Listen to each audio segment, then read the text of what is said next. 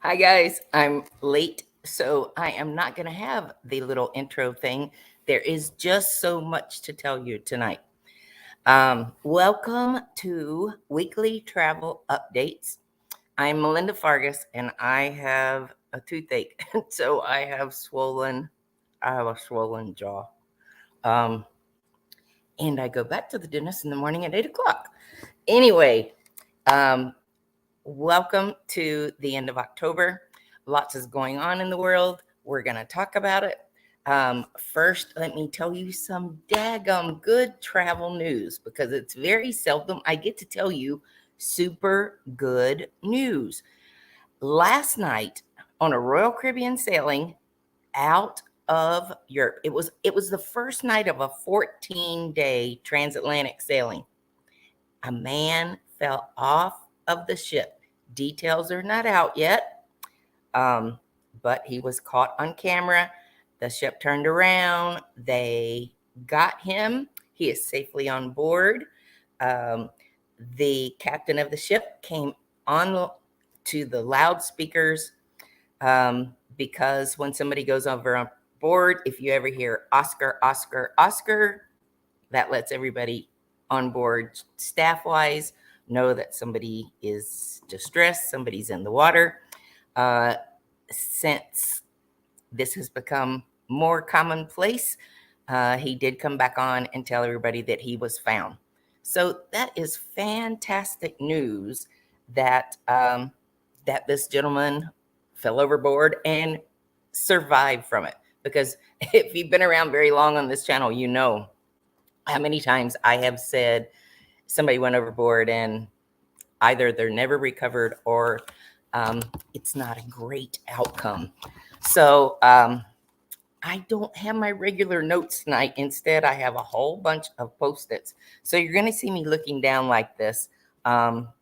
Sorry. We were in the hospital this morning getting Mom a second ultrasound, this time with contrast. And please pray for her. I need for her to be okay before I head out to Vegas the end of the week. Okay. I have to tell you, if you did not get outside today and you're in North Carolina, you missed it because today was a fantastic day. The prettiest day, warmest day, 83 degrees. It is much like my speedometer when I see a state trooper. It will go from 83 to 50, just like that. That's what it's going to be for the high for tomorrow. Anyway, we are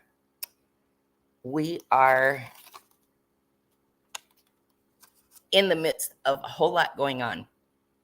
But today in New York City, there were a line of pro-Palestinians holding a rally.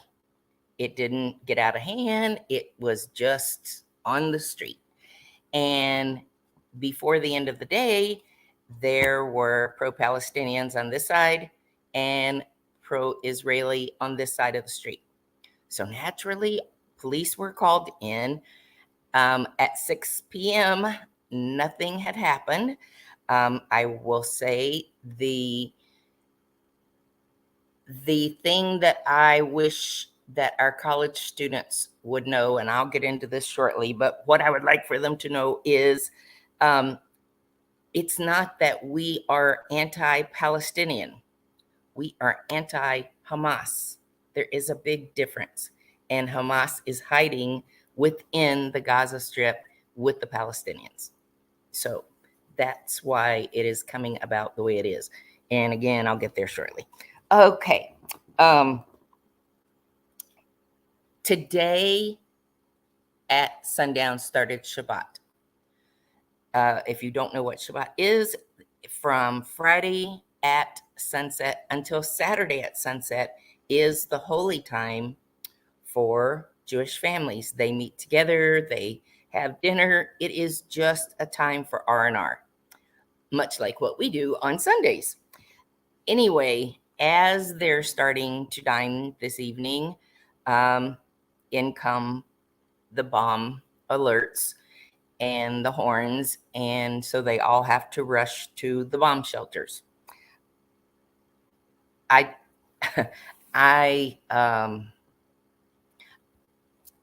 I have never lived through this, so I don't know what to expect. But man alive, would I never dream that we would be in a place where this is happening this fast, so prophetically. I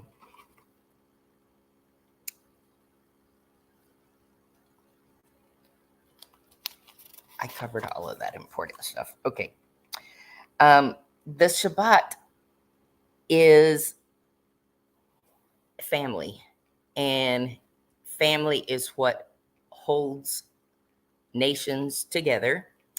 If you go back and look at the fall of our nation back in the 60s, when propaganda came in and gambling and a lot of things came about in a short period of time, our families tended to fall apart. And it's been downhill ever since. That's for another discussion. But there's a call for the reserves, the Jewish reserves, and they're all over the world. Even though it's Shabbat, for the first time in 40 years, El Al Airlines, which is the Israeli Airlines, they're going to allow them to fly tomorrow into Tel Aviv to bring back reservists. That's like they had to get special approval to fly on the Sabbath. They had to jump through all kinds of hoops. But when it came to the life and death of people on land, they were allowed. Okay. I will say this is the largest call of reservists in 40 years. 270,000 reservists have been called. So for those who do not think this is serious, real serious, it is real serious. There are 20 million people living in Gaza. And for more than a week, a prime minister has been sharing with them that they need to evacuate. You need to evacuate. But remember, Hamas took many of their keys to their vehicles. So they are walking. We saw pictures of carts pulled by animals. Look like everything that they own piled on top of it.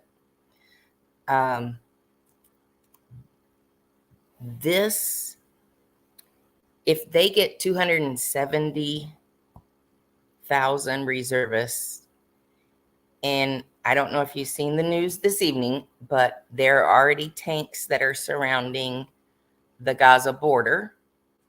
It looks like it could escalate really, really fast. On October 7th, there was a bombardment on Israel, and they're saying it's not going to stop until Hamas is taken out. And if Hamas continues to hide behind the families and the children, that's just real sad. That's sad. But we do support Israel. We're commanded to support Israel.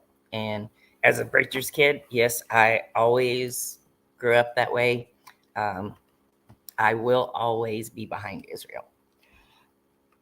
I'm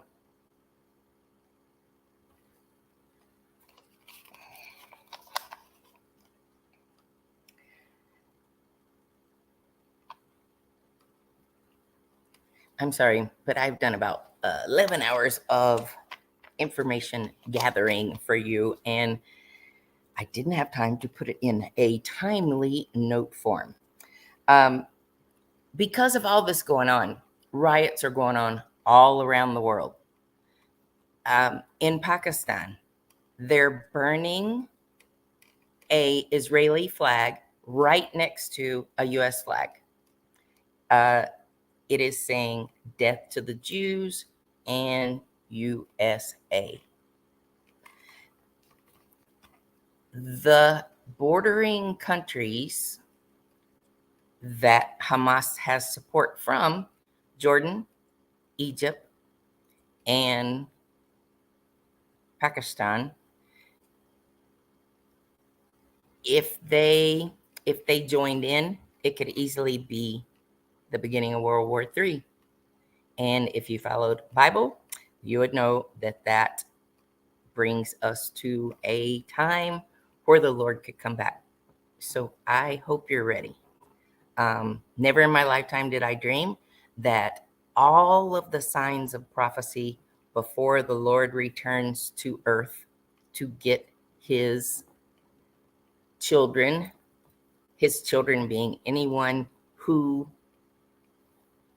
has been drawn to him to claim him as their Savior and their Lord. I am one of his children. I am not perfect. I am a fallen person. I fall every day. And anybody who tells you that they don't, they're just not being truthful. But he gives me new grace every day. So, sorry, I got off on preaching. Forgive me. Anyway, these riots are biblical prophecy. It tells us of wars and rumors of wars, earthquakes in different places. We had an earthquake in Hillsborough last week. It was felt 15 miles away. People wanted to know, what was that boom? It was not a boom. Well, it was a boom, but caused by an earthquake. It just is unnatural for it to be in this area. Some of the riots, like one of our Ivy League schools, when Cornwall University has protests and their students are there protesting the United States, and I'm going to put some links under this video. It'll be on Facebook and LinkedIn and YouTube. Oh, speaking of which, if you haven't gone and liked this, please go like me on YouTube. It's short and sweet, doesn't take very long. But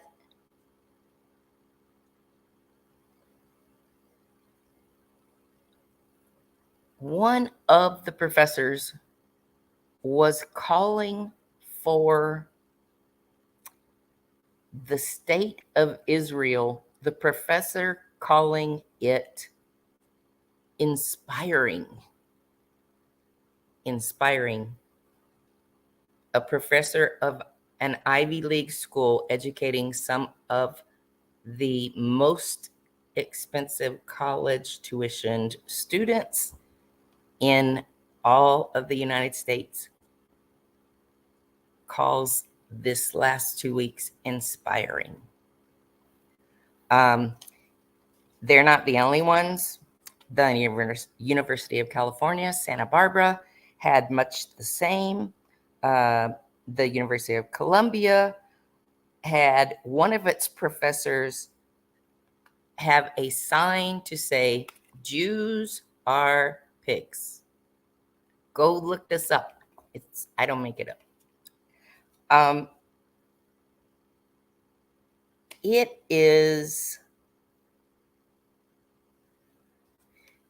It's a time where we should be looking at, if you have kids in college, please go look at what's going on in their school newsletter, because much of this came from school newsletters going out to everybody. And college campus or not, free speech or not, anti-Semitism is something our universities shouldn't put up with. It's long ago. I've been to the Holocaust Museum. I have watched the videos while we were there of all of the killings. This war that we're in right now is mirroring that. And the negativity that it is spreading in an anti-Semitism way is contagious, and not in a good way. A 70-year-old retired college professor at Berkeley lives just off of the college grounds. He said it is the last 2 weeks have been the worst show of anti-Semitism in all of the years he has been alive. Now, that is scary. If he was a professor at Berkeley, he's probably already somewhat liberal. But if he fears, the air of fear is way beyond the borders of Israel. So be vigilant in all that you do. You guys, I just went crazy over this, but I have got to tell you one more thing. Tell you what, before we get to that serious thing, I'm going to tell you about the witches of Navarra, Spain.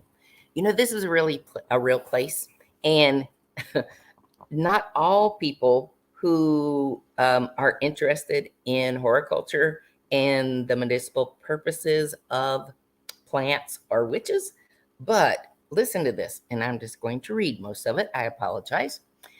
Hidden in the Baztan Valley, near the southwest French border, a few miles away from the pristine shores of the Bay of Biscayne, sits a little village with a big secret.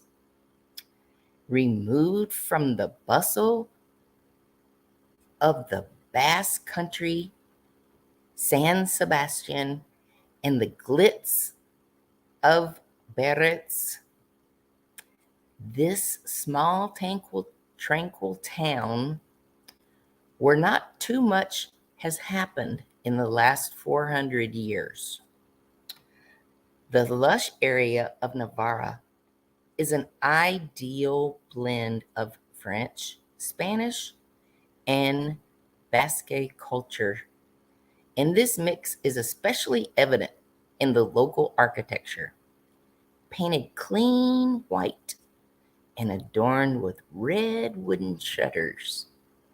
Beautiful flower pots filled with pansies and geraniums spill from all the windows. As I drove through the city, I admired the picture-perfect countryside. There were fluffy sheep grazing in the greenest grass on bulbous hills, and manicured yet pretentiously farmhouses around every bend. It's easy to see why the Spanish say this region in the Bartan Valley in general is enchanted. I'm not the first, nor will I be the last, to become spellbound. For hundreds of years, the town was home to witches and warlocks who used its natural caves as their meeting point for magical rituals. Up until 1610, the witch caves were a happening place, and upon touring the caves, it's easy to see why yesterday's witches chose to hold their covens here. A stream, aptly named Hell's River, runs through the cave and around into the village, adding to the cave's aesthetic beauty. The witch's cave is surrounded by thick forest with cherry trees, wild strawberries, purple figs, which hung like a weird decoration from slender limbs all around the cave's entrance.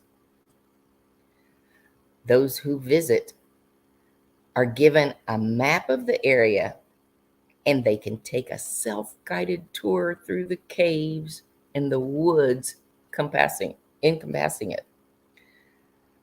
Markers show where the magical ceremonies were held. Well, everything was going great for the village until the late 17th century, when Don Juan and the Spanish Inquisition were called into the town. You know what? This is getting so long, and I didn't think that reading it with purpose would take this long. I'm going to put the link below. Let me tell you, just the old traditions in Spain die hard. And there are a lot of traditions that use horticulture products, the plants, for medicinal purposes all over the country. So I'm going to drop this link down below. I have got to tell you something, because knowledge is power, and I want you to go look for it. I want to know if you have heard anything about the next pandemic. The pandemic with the disease X. X has been on the books with the WHO and the CDC since 2017. And it's not a matter of if the disease X will come. They already know it's coming. I'm going to have to cover it next week, because I just have never gone this long on one of my lives. But look it up. Google disease X and be vigilant. It's not here yet, but it is akin to the virus that is in India right now. And they say that it's contained, but India is much of it is in lockdown tonight. The disease that is going around takes 45 to 70% of the people who contract it. Now, CDC has not said this disease that is in India that has spread like wildfire, that they are saying is contained. They're not saying this is disease X. But disease X said that it will be more deadly than the last pandemic of COVID. So more news on this next week. Please, if you haven't liked us, please like us. Go find us on YouTube and please like us. I enjoy doing this research. Sometimes you find out more than you want to know. But remember, traveling, it's going to require patience right now. And without a travel agent, you're on your own. I'm Melinda Fargas. I own Action Travel. We would be honored to serve you. We have a team of experts. Wherever you want to go, we have somebody who's been there and done that. Just about betcha. Thank you so much for watching. And until next week, unless there's something catastrophic happen, then I will be on. I'll see you next week. Ciao.